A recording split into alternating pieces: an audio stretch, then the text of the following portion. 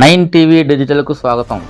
అనకాపల్లి జిల్లా పాయికరాపేటలో పెదపాటి మేఘరంజన్ మిత్రబృందం ఆధ్వర్యంలో 8వ తేదీన జరగబోవు చలో విశాఖ మాలల గర్జన కార్యక్రమం గోడపత్రిక విడుదల చేశారు. ఈ కార్యక్రమంకు ముఖ్య అతిథులుగా నర్సీపట్నం డివిజన్ ఆర్గనైజర్ చిట్ల చలపతిరావు మరియు నర్సీపట్నం నియోజకవర్గ కన్వీనర్ గాతాడ సహదేవుడు హాజరయ్యారు.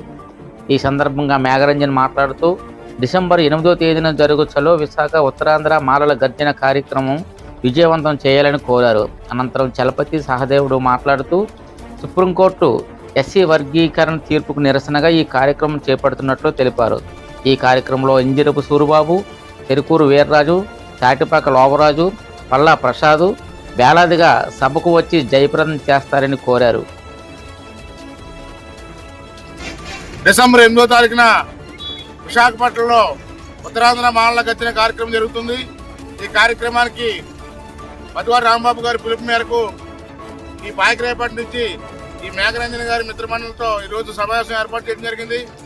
వీరంతా కూడా ఈ కార్యక్రమానికి వచ్చేసి జయప్రదం చేయాలని కోరుతూ మందాకృష్ణ మాదిగా దళితులు ఏబీసీలు వర్గీకరించాలని, ప్రభుత్వం చేసిన తప్పుదాలని ఒకే కులంపై పెట్టి ఆ కులమే తప్పు చేసిందని మాలను కించపరుస్తూ అనేక రకాలుగా మాట్లాడుతున్నారు. ఇందులో మాలలు చేసిన తప్పేం లేదు, చదువుకోవడమే నేరంగా భావించి ప్రభుత్వాలు కూడా ఈ మందాకృష్ణ మాదిరి చెప్పిన మాటలే వింటూ మాపై కక్ష సాధింపుగా ఏబీసీలు వర్గీకరణ చేసి మాలల్ని అనగదొక్కాలనే మనువాదుల ఆలోచన విధానాన్ని పునిపూచుకున్నటువంటి ఈ ప్రభుత్వాలని గద్దె తిప్పాలి. అంతవరకు కూడా ఈ పోరాటం ఆగదని తెలియజేస్తూ ఈ ప్రాంతంలో ఉన్నటువంటి అందరూ కూడా ఈ మేఘరంజన్ గారి ఆధ్వర్యంలో ఈ పాయికరాపేట నియోజకవర్గం నుంచి అధిక మొత్తంలో వచ్చేసి ఈ కార్యక్రమం జయప్రదం చేస్తుగా కోరుతున్నాను. ఈరోజు చలో విశాఖ ఎస్సీ వర్గీకరణపై సుప్రీంకోర్టు తీర్పును వ్యతిరేకిస్తూ ఉత్తరాంధ్ర మాలల గర్జన పోస్టర్ని రిలీజ్ చేయడం జరిగింది. పాయికరాపేటలో బైపాస్ రోడ్ అంబేద్కర్ విగ్రహం దగ్గర. ఎందుకంటే ఈ Narsipatnam sub division committee chairman మన చిట్ల సర్పతి గారు, అలాగే పతివాడి రాంబాబు గారు పిలుపు మేరకు ఈ యొక్క కార్యక్రమం నిర్వహిస్తున్నారు. కాబట్టి ఈ కార్యక్రమానికి మరి పాయికరాపేటలో పోస్టర్ రిలీజ్ చేసి పాంప్లెట్ రిలీజ్ చేయడం జరిగింది.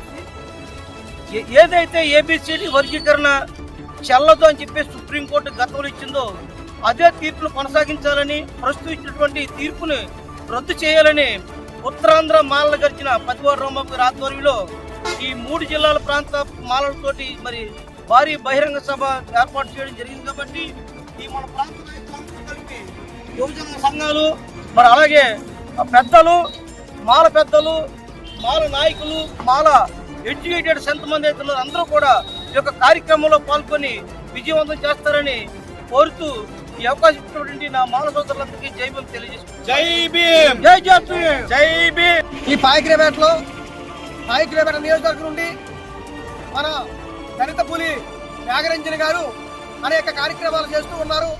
ఆ కార్యక్రమాల్లో భాగంగానే మరి పతివాడి రాంబాబు గారి ఆధ్వర్యంలో మరి అరస కుమార్ గారు, దేవి ప్రసాద్ గారు ఇలాంటి ప్రముఖులందరూ కూడా విశాఖపట్నంలో జరుగు డిసెంబర్ 8వ తారీఖున ఉత్తరాంధ్ర మాల గర్జనకి సుమారుగా 10,000 మందితో గురజార కళాక్షేత్రంలో భారీ బహిరంగ సభ జరుగుతుంది.